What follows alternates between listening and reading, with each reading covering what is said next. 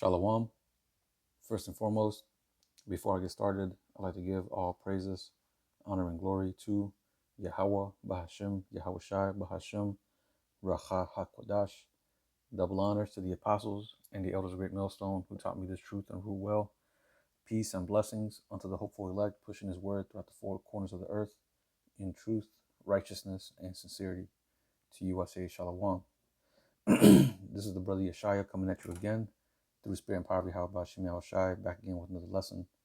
This one's going to be entitled More Plagues, Super El Nino. Okay. And gonna go into this article that I have and bring out some precepts, and Lord willing, this will be edifying. All right.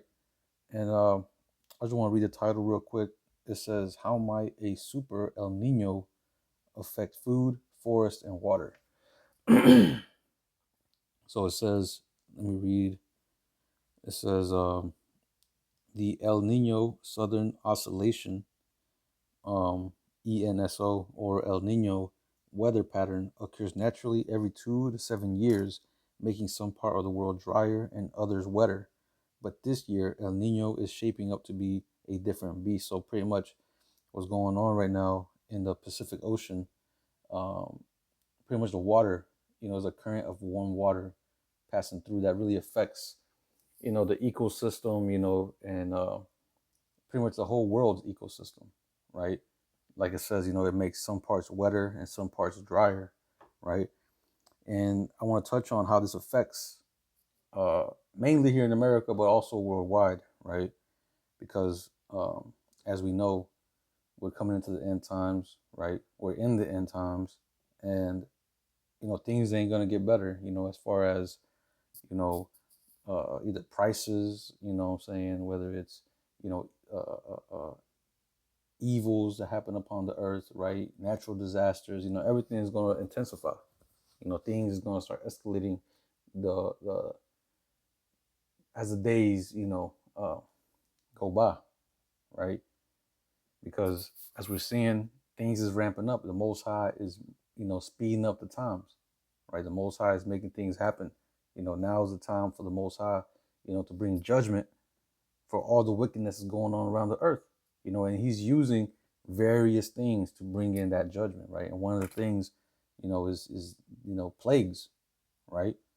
Pestilences, plagues, right? And this as super El Nino, you know, you can classify it as a plague, because what's going to happen is, you're going to start having, because of this El Nino, and it'll go into it, but I'm gonna state it real quick. You're gonna start having droughts, right? As we've been having, I don't know, brothers been, certain brothers in particular states, they understand. I know where we're at over here. You have um, over here in Charlotte, they're talking about pretty much conserving water, right? And various other places, they're conserving water, because what we're seeing now, these technocrats, they're tapping into more of the resources, especially water. Here it is. They already had the land. They got the land now. They're talking about food. They're bringing out the GMO foods, and now they had the oil, right? And now the water, right? So all these various resources are being, I guess you could say, they're putting a lid on what you can access, right? And then now with this Super El Nino, is even more, I guess you could say, restrictions, more droughts uh, um, through this event that's going on. But let me read more into this. It says scientists predict an increasingly likely Super El Nino, where ocean temperatures in the Pacific rise higher than 2 degrees Celsius above average and alter atmospheric conditions more than usual. The result could be stronger, more persistent impacts around the world that go beyond upending some of the world's most productive sources of seafood and impacting the livelihoods of coastal communities, extending to droughts, floods, cyclones, extreme heat, and more. Right? That's what we're seeing over here, extreme heat. Over there in the UK, which they were talking about, so many people died over there in Europe because of this extreme heat, right? So this is going to be a global thing. This is going to affect the whole world. Is my point, right? And even seafood, because they were talking about. I don't know if it'll say in this article, but I remember seeing a video on this, how the warmer water makes certain fish pretty much migrate to other parts of the ocean, right? So a lot of these people that go out fishing, it's going to be harder for them to find certain fish, which is going to cause a sort of a famine in fishing, right? But anyway, reading on, it says while super El Ninos occur roughly every 10 to 15 years, the effect of this year's event could be amplified by current conditions. For one, warmer, drier, and more erratic conditions fueled by ongoing climate change could exacerbate El Nino's impacts. The last 11 years have been the warmest on record, and two, food systems around the world already face strains, right? You already have a strain in the food system, right? This says from the U.S.-Iran war and its resulting fuel and fertilizer shortages. You see, the fuel shortage, the fertilizer shortage from the Iran war, from not being able to cross the Hormuz to reach over here. All these things is affecting. The Ukraine war is affecting, right? Um, like I said, the weather. You know, the fact that we're coming into a hurricane season. They're talking about how this super El Nino is gonna amplify, the categories of these hurricanes. So hey, we might see some, extreme weather here soon, man. Some super hurricanes, man. The point is that a death is on its way. This is all judgment being prepared by Yahweh Bashim Yahushai. But it says here, WRI experts answer questions on what a super El Nino could mean for water, food, and forest, as well as how communities can prepare for the impacts. So it's talking about how might a super El Nino impact the ocean. It says El Nino begins in the ocean, but its impacts quickly ripple through marine ecosystems, coastal livelihoods, and the wider ocean economy. Warmer than average water can weaken the upwelling of cold, nutrient rich, that sustains some of the world's most productive fisheries. It says the classic example is Peru's Archoveta fishery, the world's largest fishery, where strong El Nino events can reduce and shift populations and disrupt catches, impacting seafood supply chains, the global fish meal markets, and ultimately livelihoods. Similar shifts can affect tuna and other commercially imported species and the communities that depend on them. El Nino can also intensify marine heat waves, particularly dangerous in the ocean already warmed by climate change. These heat spikes can damage sea grass meadows and kelp forests, increase stress and disease risks in aquaculture, and alter the timing and disruption of plankton and fish populations. So pretty much it's going to cause a lot of devastation in the ocean. Fisheries and all these people that have that pretty much, I guess you could say, farm their fish. By farming fish, I mean they have a certain selective fish that they breed, and they continue to breed them. But it says, how might a super El Nino affect the water supply? It says El Nino causes shifts, atmospheric patterns that can cause floods in some regions and droughts in others. While impact can be tricky to predict, areas expected to experience drought this year include the Caribbean, Central America. You see, it says northern Brazil, central and northern India, central and southern Africa, Indonesia, the Philippines, Australia. These conditions could reduce water availability, strain agriculture, and increase pressure on reservoirs and groundwater. You see, at the same time, El Nino can also bring a lot of food that's going up north, right?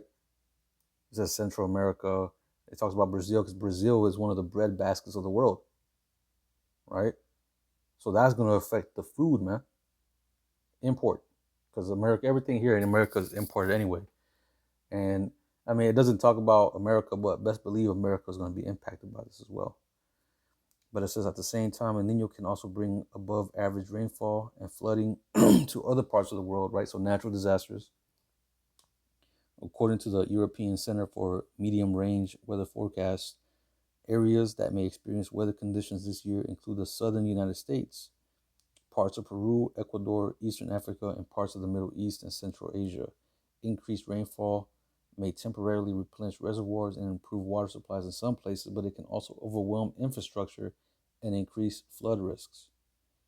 Um, a super El Nino could intensify extreme weather impacts, leading to more severe storms. You see, flooding and drought. Say this might increase things to where more people start dying off of these natural disasters, man. Storms, hurricanes, cyclones, whatever they the terms are. But it says regions already vulnerable to water stress may experience sharper declines in water availability.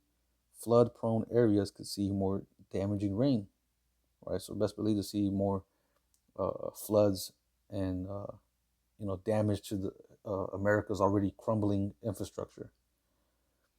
Let me see. What else does it say? Okay, so it says climate change and war could heighten El Nino's impact on food systems. So it says, how do El Ninos affect food production? We know El Nino affects food production beyond just seafood because it can alter global atmospheric circulation, influencing temperatures, precipitation, drought, flooding, and storms around the world. Our understanding of food production linked to El Nino and other major climate patterns is still in its infancy. We know El Nino matters, but there's a lot of uncertainty and impacts tend to vary considerably around the globe. What we can say is that El Nino has historically shifted food production risk across regions. Some places benefit, some are harmed, and the global average effect can hide several local impacts. It says El Nino induced droughts can cause food losses in some places, most certainly in the areas that are rain fed, low income, import dependent, and already food insecure. Hey, that's here, man. That's here, right? Here in America, man, a lot of stuff that we get is imported, right? There's already a food insecurity or talks of it, you know. But it says, for example, some regions in southern Africa have generally experienced reduced cereal production during El Nino events due to drier and hotter growing season. So that's pretty much it, you know what I'm saying? That was pretty much it on this. The point being, things is gonna get worse, man. Things is gonna get tighter, right? These people over here in America are pretty much used to having everything so convenient for them that they're not gonna expect. Like once these things start happening that we talk about over here in Great Millstone, talking about the evils, the destruction, right? Jacob, anything that entails with Jacob's trouble, Jake is gonna get caught off guard, man, right? Because Jake don't see it, man. Jake doesn't see that the danger coming. Jake don't see those, like when you look at the weather, when you look outside, you see the dark clouds, right? Jake don't see those dark clouds coming. But when they do, but they are coming, and when they do come, they're gonna get caught off guard, man. Right? It's gonna be a bad, bad day for a lot of people. This is let's get the second Ezra 15. This is really gonna be a bad day for everybody, you know what I'm saying? But we understand that the elect in these times of scarcity, in these times of of uncertainty, we're gonna be stable, right? Isaiah 33:6, right? Wisdom and knowledge will be the stability of thy times and strength of salvation. The fear of Yahweh Bashem Yahushai is his treasure, right? So our faith in Yahweh Bashem Yahushai, our reliance on the Lord, is what's gonna keep us, um, pretty much keep us stable, man. Keep us, in a position to where uh, we won't break down, right? And even then, you have Isaiah, what is it, 65:13, if I'm not mistaken, right? How the Most High is gonna, take care of His servants. He's gonna feed us, right? He's gonna give us water. We're gonna be able to drink. We're gonna be able to eat, right? While everybody else is starving out here. But the Most High is chipping away at the at what is keeping America together, as at what is keeping Esau's hegemony intact, right? But anyway, let me read this. It says, Second Ezra 15 and verse 11. It says, "But I will bring them with a mighty hand and a stretched out arm, and smite Egypt with plagues as before." Right? This is spiritual Egypt that we're living in right now, right? When you read Revelation 11 and 8, it talks about the spiritual Egypt, spiritual Sodom. Well, this is it. This is spiritual Egypt, right? Because the events that happen in Egypt are here now, right? Some of the same gods, here in America, they have been repackaged, to where people, worship it. If they don't actively worship it, it's tied to, whatever values that America holds dear, right? But anyway, let me see. I will bring them with a mighty hand and a stretched out arm, and smite Egypt with plagues as before, and will destroy all the land thereof. Egypt shall mourn, and the foundation of it shall be smitten with the plague and punishment that the Most High shall bring upon it. Right? And these plagues are coming, man. They're not holding back. The Most High is not delaying, man. Like all these things that brothers bring out and we bring out, you know what I'm saying, is just constantly back after back after back of I guess you could say bad news to America. It's good news for us, right? Because we're seeing that hey, the Lord is working, man. The Lord is making moves. We're here, man. We're at the end. But to the average American, this is this is bad news, man. That's the reason why Donald Trump called us what? The prophets of doom. Right? But all the prophets spoke about, doom and gloom, man. Right? The prophets before me and before thee prophesied both against many countries of war, evil, and pestilences. Right? So we're warning you to get right. We're warning you that the Most High is about to bring judgment. And if you don't get right, all these judgments that we're talking about are going to face you, man. You will be touched if you don't repent. Now, let me go back. 2nd Ezra 15 and verse 13. They that till the ground shall mourn, for their seeds shall fail through the blasting in hell and with a fearful constellation, right? So these farmers, what they're going to do when they deal with the drought, what they're going to, they're already having trouble with fertilizer. They can't get access to fertilizer, right? Then you have gas shortage. So the product that they do get, that they harvest, it's going to cost them more just to ship it to wherever it is they gotta go and sell it to, right? And now you got this on top of it, El Nino or Super El Nino, that can change weather patterns, can make things. It's almost like throwing a monkey wrench, in these farmers, schedule and plans to grow crops, man. Let's see, verse 14. Woe to the world and them that dwell therein, right? Woe to y'all, man. Meaning destruction, judgment, death. Because that's what's coming. That's all that's coming when you're reading Ezekiel. Let me get this real quick. Ezekiel 7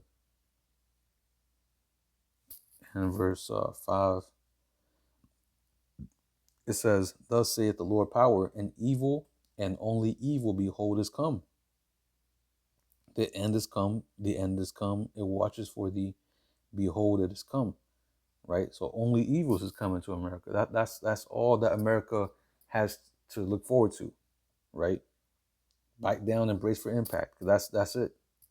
The ship is about to crash, man. Right? The ship is about to sink. So as it says, an evil behold, or an evil and only evil behold is come. Right? People over here talking about things might get better, when things is going to get worse.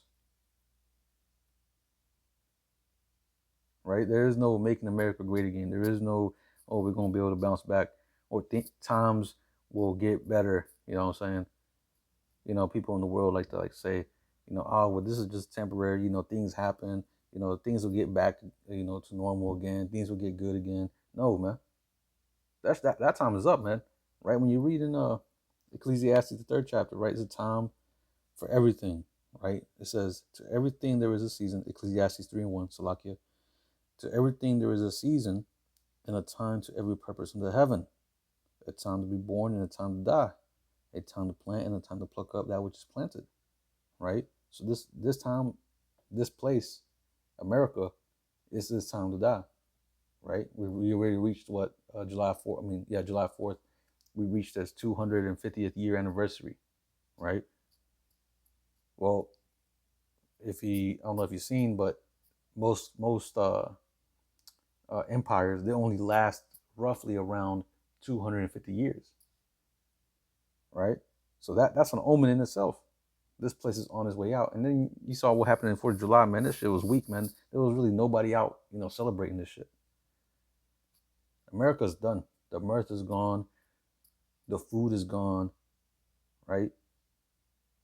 The people are gone. Everything is through here, man. And this is all divinely done through the will of Yahweh Ba'ashem Yahweh Shah. This ain't no random occurrence. This ain't no coincidence. This ain't no, right? This is the hand of the Lord that's doing this. And then he has his men out there prophesying, telling you that the Lord is the one that's is orchestrating all these things to happen because he's prepared to bring evil upon this world, man. And if you ain't right, you're going to fall right along with everybody else.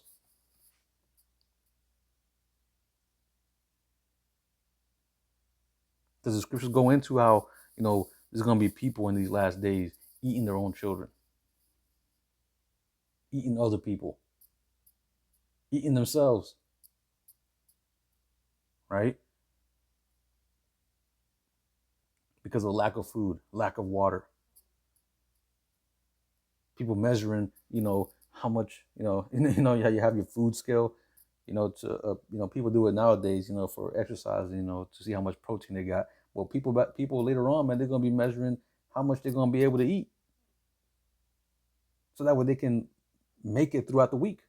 They're going to buy themselves, however money they make, at their job. That's how much it's going to cost them to buy a bag of rice or a bag of beans. And then even then, they're going to have to measure it out. Oh, little Timmy gets this, Sarah gets that, you know what I'm saying? I'm going to get this, you know what I'm saying? Going to have a, a lock on the gallon of water, man.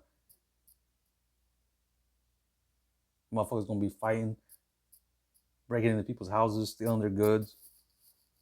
This is going to be a savage world here soon, man. But let me go back. Let me get this. Second Ezra's 8. I'm already done with that. Second Ezra's 15. But let me get Second Ezra's 8. And I think it's 50. Yeah. Let me see. Yeah, I'll read 50. Second Ezra's 8 and 50. For many great miseries shall be done to them, that in the latter time shall dwell in the world, because they have walked in great pride. You see? So because of y'all people's pride and y'all's negligence, I'm talking about our people, you so-called blacks, Latinos, Native Americans, because y'all make up the 12 tribes of Israel, and this message is to y'all. For y'all to get right and repent, and because y'all don't and y'all walk with great pride, this is why all these evils is going to come upon y'all, man. And the Most High is not going to let up this time. So let me read this back. Second Ezra's 8 and 50. For many great miseries shall be done to them, that in the latter time shall dwell in the world, because they have walked in great pride. Right? You go to camp, right? We go to camp. We go out here preaching, and then you have Jake walk up trying to tell us that we're wrong. When the motherfucker don't even read the Bible. That's pride, man. Or some of the videos that the Elder Manta Sakba brings out, right? A lot of these niggas out here, cursing out the Lord, cursing out the prophets. The scriptures go into, am I become your enemy because I tell you the truth? All we're doing is bringing out the truth.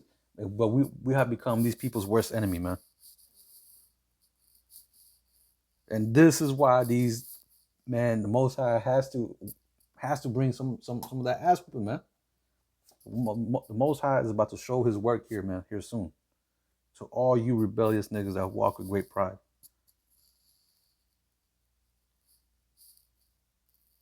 The Most High has to make an example out of y'all in order for others to see how not to be. You know what I'm saying? The scriptures go into how's it go? Sentence because it's sentence against an evil work is not executed speedily. Therefore, the hearts of the sons of men is fully set in them to do evil, man. So the Most High is going to have to bring judgment, man. Now it's time for the Most High to, he ain't going to turn a blind, well, he never turned a blind eye, but, the Most High is going to start executing judgment more rapidly. He ain't going to let you, wait another 10, 20 years for you to receive your judgment. No, you're going to receive it. Hey, the Most High can have it to where you receive a judgment right then and there, as soon as you do the act. But on a global scale, the Most High is intensifying things, is my point. Right? Let's get Sirach. Sirach 35 in verse, I think it's 15.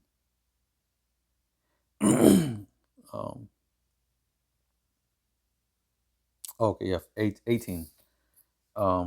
This is Sirach 35 and 18. It says, for the Lord will not be slack, neither will the mighty be patient toward them, till he have smitten in sunder the lions of the unmerciful, and repaid vengeance to the heathen, till he have taken away the multitude of the proud, and broken the scepter of the unrighteous. You see, that's what he's going to do. He's going to break the scepter of the unrighteous. Who's the unrighteous? Esau, right? He's going to repay the heathen. He's going to break down it says, till he have taken away the multitude of the proud. That's all you niggas, man. You blacks, Latinos, Native Americans who don't want to get right. Proud, man. Just. Like when you look at Jake, like, and I could see this, I could see this, how the Lord, whenever he said, how my people have become a degenerate plant unto me, I read that and I can see why. I can see why the Lord said that. Y'all a bunch of degenerates, man. Jake has become a nation of degenerates. Now we have the elect, you know what I'm saying, which is the reason why the Lord is gonna, or through the elect is how, the nation of Israel is going to be preserved, right? Now 2/3 are going to die on the side, but in the kingdom, those that died, will come through the loins of those elect, and be made perfect, and be good in the kingdom of heaven. But on this side, 2/3 of our nation, which is a lot of people, will be destroyed, man.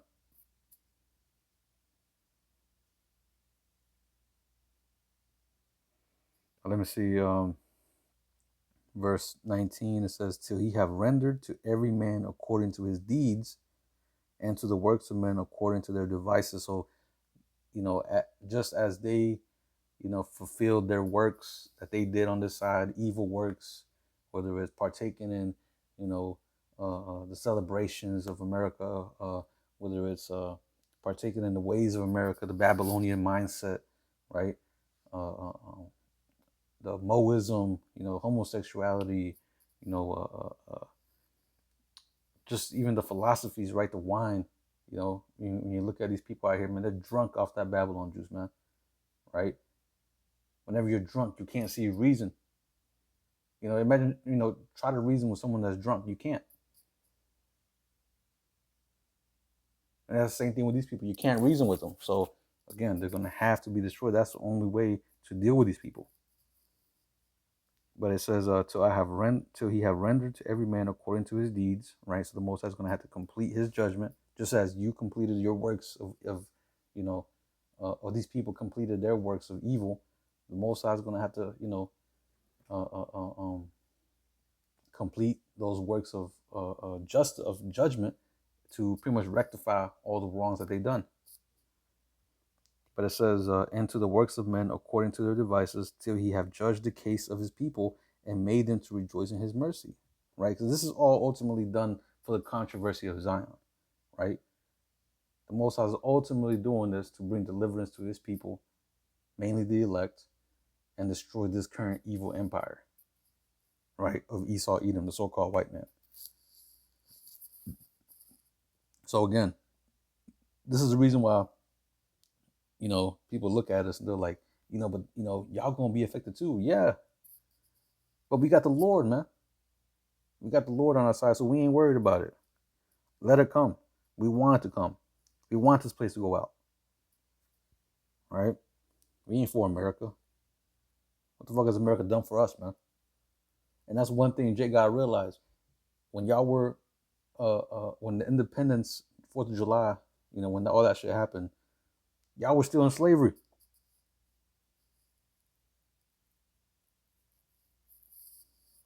So Jake gotta stop with that bullshit, man. Let me finish this out.